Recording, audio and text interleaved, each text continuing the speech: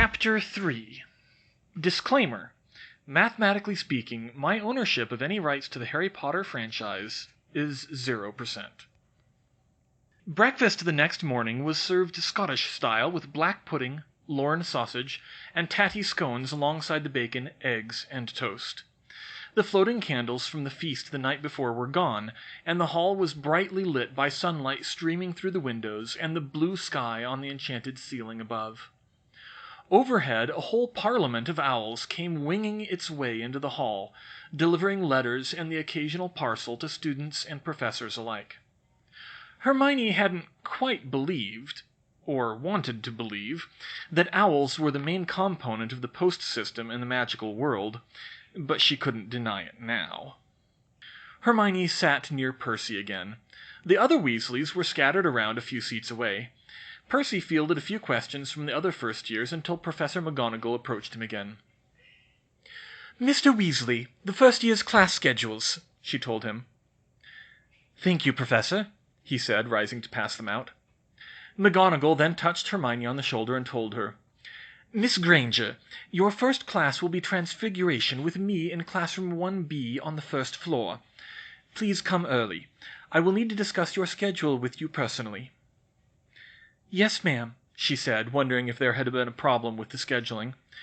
She hoped there wouldn't be anything to disrupt her plans. She was snapped out of her thoughts by one of the second years across from her whispering, "There, look, next to the other Weasley." "Wearing the glasses?" the boy's friend said. They were obviously talking about Harry Potter. "Yeah, that's him." "I can't see a scarf from here. Do you see it?" "Yeah, just like a lightning bolt, just like everyone says." "That's not very polite, you know," Hermione interrupted them. They stared at her in surprise. "Talking about him behind his back like that." "It's Harry Potter," the first boy said, as if that made it all right. "So, he's just here to learn like the rest of us." The second boy rolled his eyes. "You must be Muggle-born." "And what's wrong with that?" "Nothing," the first boy said quickly. "It's just that you wouldn't know how important Harry Potter is to the rest of us." "Well, he doesn't know it either. I met him on the train yesterday, and he said he was Muggle-raised." But there was a clatter as the two boys dropped their silverware and leaned toward her over the table, wide-eyed. "You met him?" the second boy said. "What's he like?" She groaned to herself. "You know, you could just talk to him like a normal person." She finished her breakfast quickly after that, trying to avoid being asked any more such questions, and trudged up to her dormitory for her Transfiguration book. She considered taking the whole stack, but she decided she'd never be able to haul them back up to the stairs that afternoon. Most of those books were pretty big. She made it to classroom 1B at 8:45, easily the first student in the room, despite the difficulty of finding her way. There was only one fully enclosed connection between the residential and academic wings of the castle, and it was down on the ground floor. Professor McGonagall was waiting for her when she arrived. "Miss Granger, good," McGonagall said. "I have your class schedule here. There was only one small difficulty.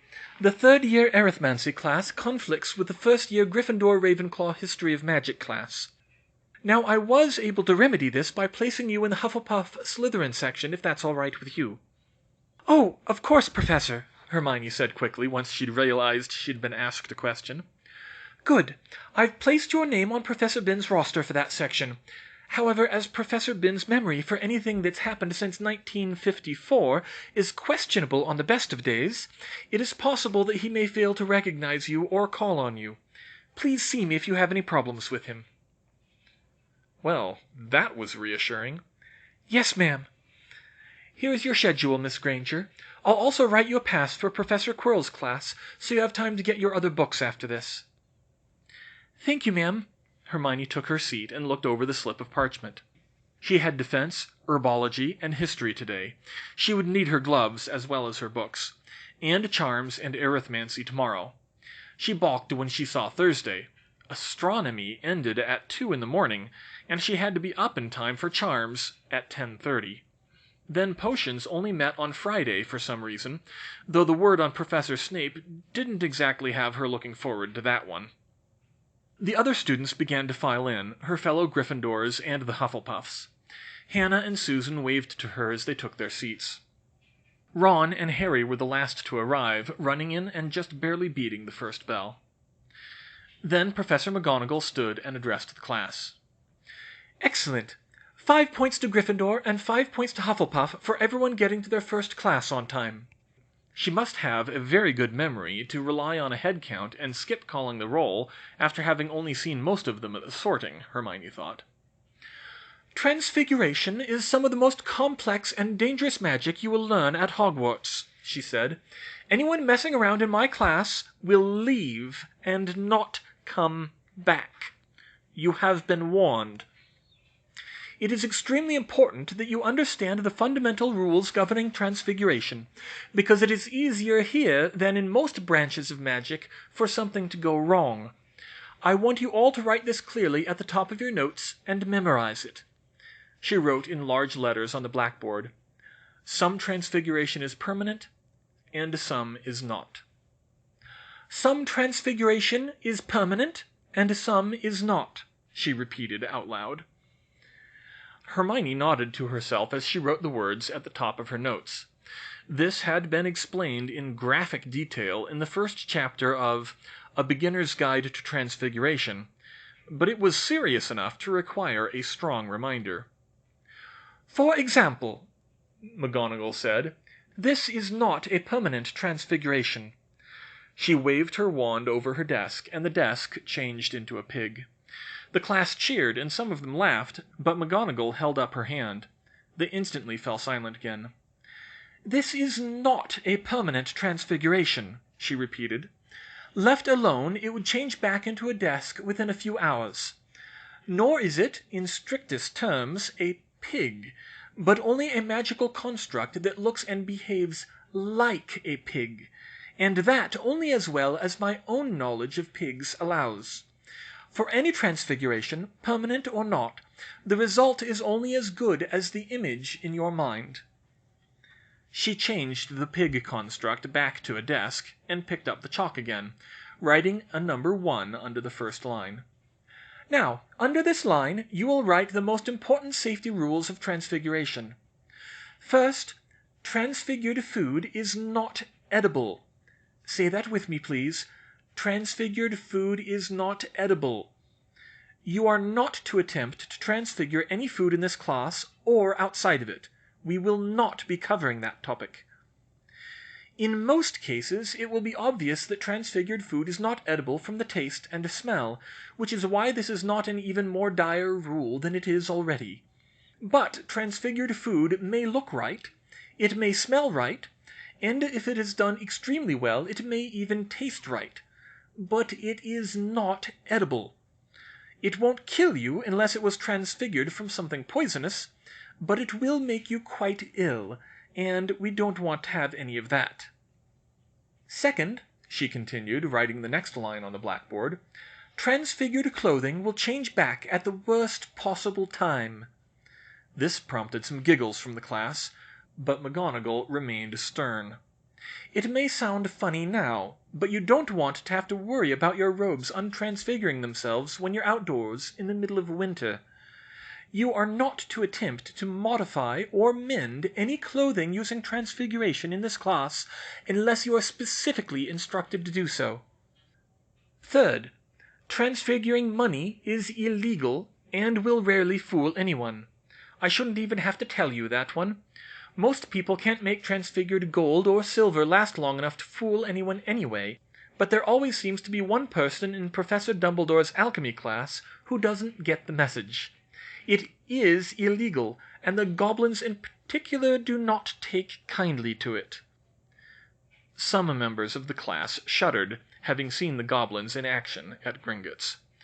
"Fourth, and most important, human transfiguration should never be attempted below newt level. Again, human transfiguration should never be attempted below newt level. Transfiguring any living subject is more difficult than normal, and human transfiguration is particularly dangerous if it goes wrong. although it is usually reversible. You will not attempt to transfigure any living subject unless specifically instructed, and you will not attempt human transfiguration on yourself or anyone else, even if instructed. Do I make myself clear?" "Yes, Professor." To their credit, every student answered. Minerva McGonagall's presence was that commanding, especially when she was talking about things that were usually reversible. "We will revise these rules several times over the course of the year, and we will study in depth the consequences should they be broken. I expect all of you to keep them most scrupulously. I have not had any students permanently injured by transfiguration during my tenure at Hogwarts, and I do not intend to break that streak. Today, then, we will begin with the free transfiguration of a matchstick into a needle. This is not the easiest transfiguration, even with its small scale, because any kind of metal is difficult, but I believe in laying the groundwork early for the most conceptually challenging forms of transfiguration later on." Professor McGonagall spent most of the period explaining in great detail exactly how transfiguration worked on a fundamental magical level, the silent incantation for free transfiguration, and how it related to the actual transformation, and the mental concepts of changing form and substance that were required to be held in mind to make it work. Most of the class seemed disappointed and impatient to get to the actual wand work, but Hermione found it fascinating.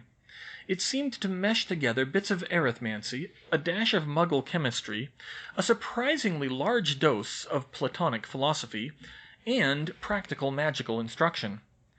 Granted, most of it was in magical theory, but she thought Professor McGonagall did a better job of explaining it. With about a half an hour left in the class, she finally handed out the matches. Free transfiguration was indeed very difficult, not like the simple charms Hermione had tried. She worked very hard, applying the silent incantation while focusing on the mental forms, just as McGonagall had said. By the end of the class, she was dismayed to see she was only halfway there. She had succeeded in transfiguring her match into a metal toothpick, but not a needle. But she swelled with pride when McGonagall actually smiled at her and showed her results to the class. It was only then that she noticed that the other 19 students all still had nothing but matches. Hermione rushed down to the ground floor to get back to the West Wing, and then up the 14 flights of stairs to her dorm to grab the rest of her books, and got to defense only a few minutes late. Her legs felt like lead by the end of it, though, and she was panting like she'd just run about a mile. She could tell it was going to be a long year. At this rate, she was worried she might need to see Madame Pomfrey for muscle strain before the week was out, if there was even anything that could be done for that. She could see it was wearing on some of her classmates, too. Meanwhile, defense class itself meant sitting in a sickeningly thick odor of garlic, while listening to Professor Quirrell stutter his way through basic principles of jinxes. Hermione had a very hard time giving him his due respect as a professor, since it looked like he wouldn't be able to defend himself from so much as a swarm of pixies if he had to. After lunch was herbology. Hermione had been dreading herbology more than any of her other classes, since she was decidedly not the outdoorsy type. But she soon found there were advantages to a more hands-on class. Professor Sprout believed in taking fewer notes, since 1,000 magical herbs and fungi was about as good a reference as anyone could hope for, and instead focused on the practical side of growing and working with plants. First year would mainly teach identification of common plants and the basic principles of gardening, primarily with non-magical plants, or at least plants that were known to muggles, since an awful lot of them tended to find their way into potions. Hermione quickly learnt that being able to get some fresh air and work with her hands gave her a chance to relax and partially disengage her overactive analytical mind. It wasn't what she was used to, but she enjoyed it much more than she expected. History of Magic, on the other hand, was no better than defense. Professor Binns successfully called her name once on the roll, and then called her Miss Grant every other time he addressed her, presumably after someone he had taught in 1954. She'd have to keep an eye out to make sure her grades got in correctly. He began lecturing at the very beginning, the earliest known evidence of magic, stone circles unearthed in Turkey that were estimated to be 10,000 years old, twice as old as Stonehenge. Hermione had enjoyed A History of Magic, but Professor Binns was so mind-numbingly dull that she could barely stay awake. The Hufflepuffs in the class could barely stay awake too, and the Slytherins were too hypnotized to make any trouble, for which she was grateful. She was a little disappointed in the castle ghosts in general. It seemed like only Sir Nicholas and the fat friar were really talkative. She spent the rest of the afternoon checking out the library, partially for its own sake, and partially so she wouldn't have to go all the way back up to Gryffindor Tower. The library was certainly impressive, and why not? Since there didn't seem to be any public libraries in the magical world, and the largest collection of scholars was right here, why shouldn't Hogwarts have the most books too? But even so, there were thousands of them. She did some quick figuring and decided that the Hogwarts library must have a majority of all the books on magic ever written in Britain. And there was quite a selection from Canada, the United States, and Australia, as well as a substantial foreign language section. She was pleased to see that there were also extra copies of all the textbooks for all 7 years. Hermione ate dinner mostly in silence that night. Percy Weasley was already engrossed in his owl classes. He boasted about taking 12 owls this year, which surprised Hermione since she thought one could only take 10 courses. Percy was suspiciously evasive when she asked him how he could schedule that. Fred and George also said hello to her, but she was trying to keep her distance from them, having heard of their reputation by now. Her fellow first-years made small talk about their classes and complained about how much homework they had already. That was a lot like her secondary school all over again. She'd have to try to find some studious Ravenclaws to hang out with if she wanted to converse with people more on her level. In the evening, she sat in the common room and read up for the next day for a while before going to bed. She tried to talk to her roommates some, but Sally Ann was already falling asleep. Lily was busy doing her hair.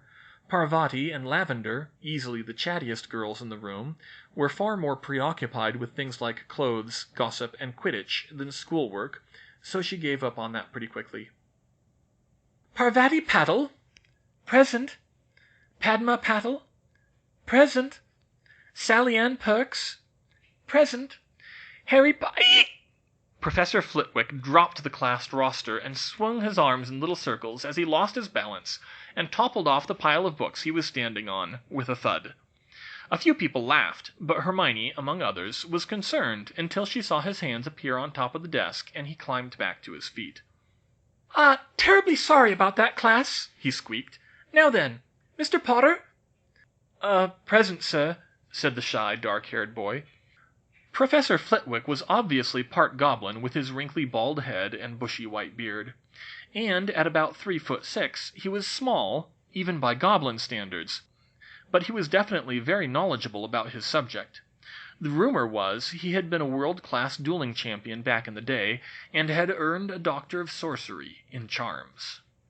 Much like Professor McGonagall, he began with a long lecture on the theory of charms. Transfiguration may have been difficult and dangerous, but charms wasn't exactly easy either. You had to say exactly the right words, with the right inflection and rhythm, with the correct wand movement, and a clear picture of the spell in your mind. The slightest slip of the tongue could produce disastrous and unpredictable results, although the magic became more forgiving with experience. Unlike Professor McGonagall, however, Professor Flitwick believed in starting with the very simplest spells and elements of wand handling.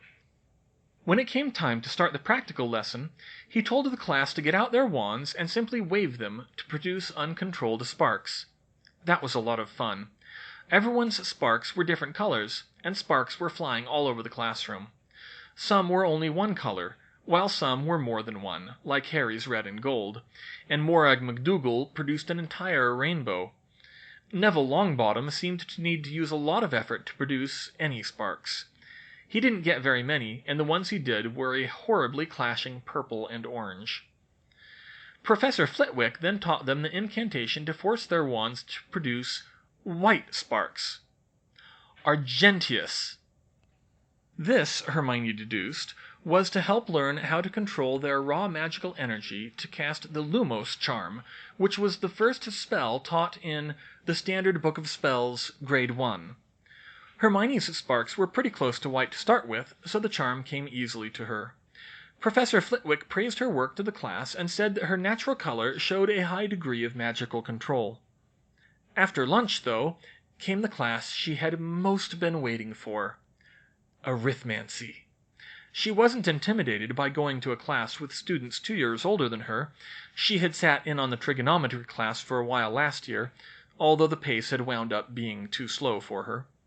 But she did turn some heads as she walked confidently into the classroom. Professor Vector was already seated at her desk, and a few students from all 4 classes sat around the room.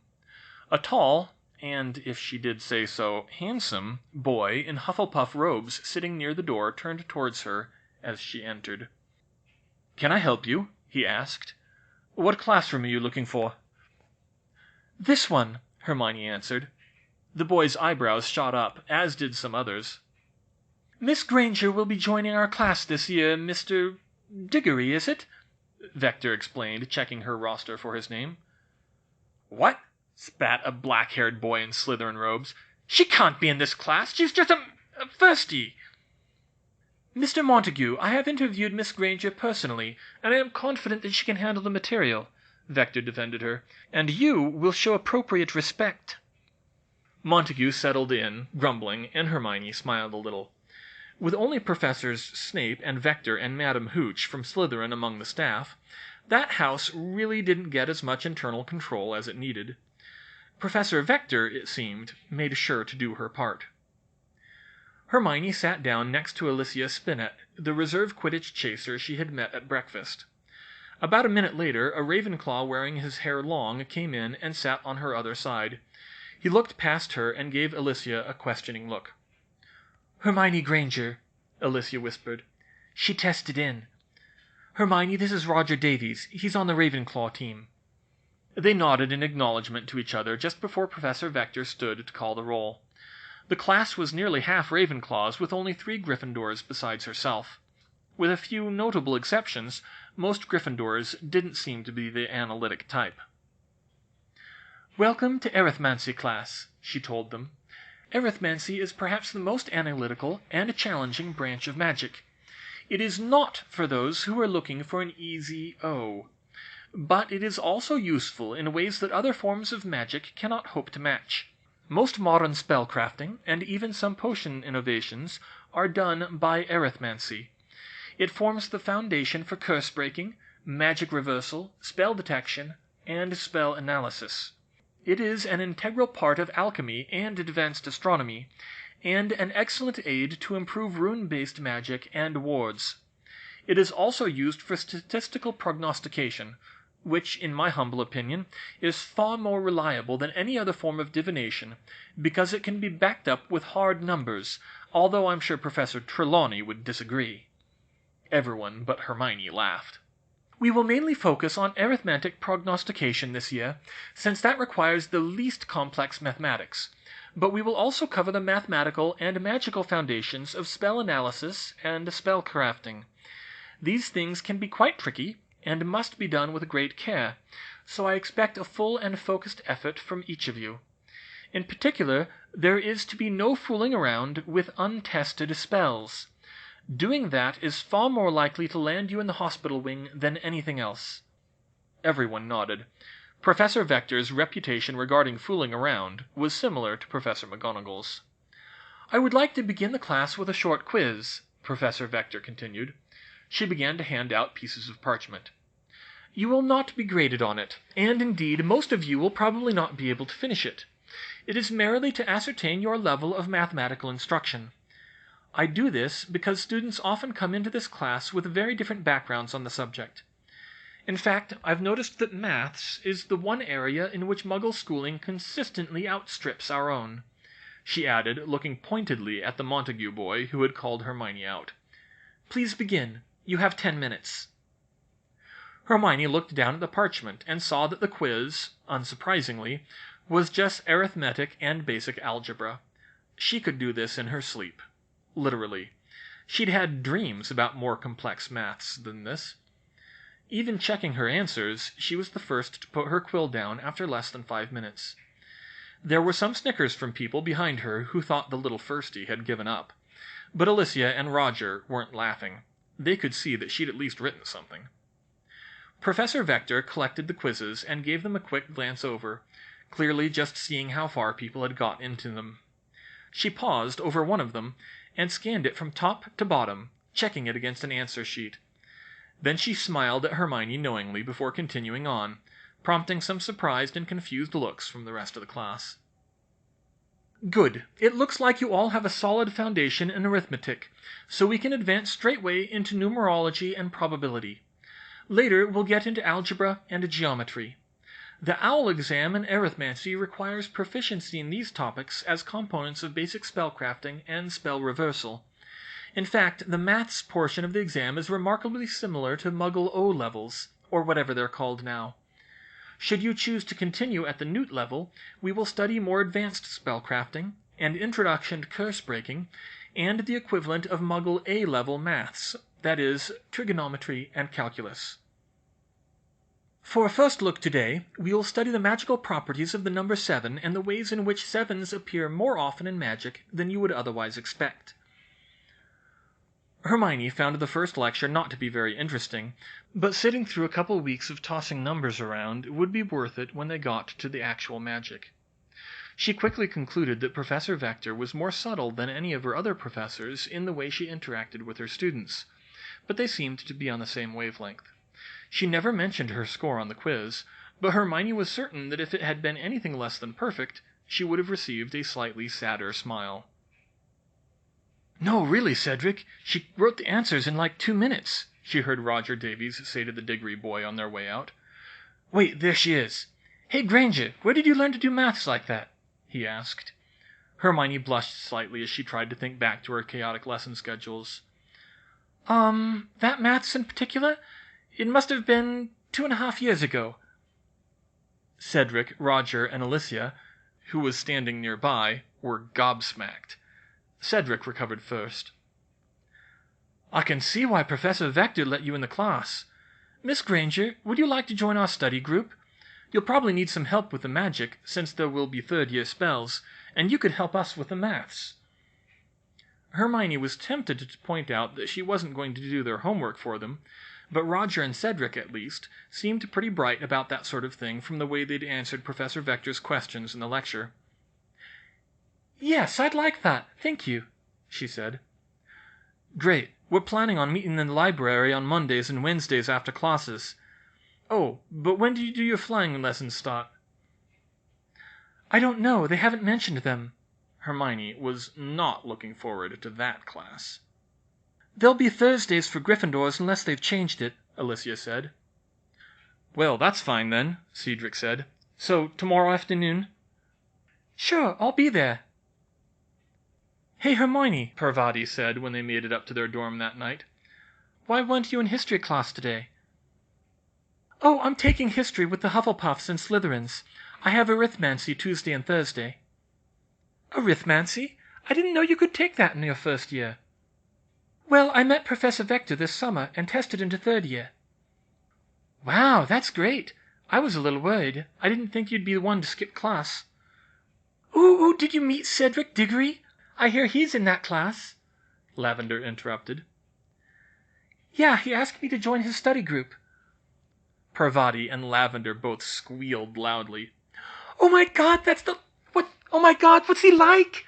Is he really cute?" Yeah, I guess, but he's really nice too, and he seemed pretty smart."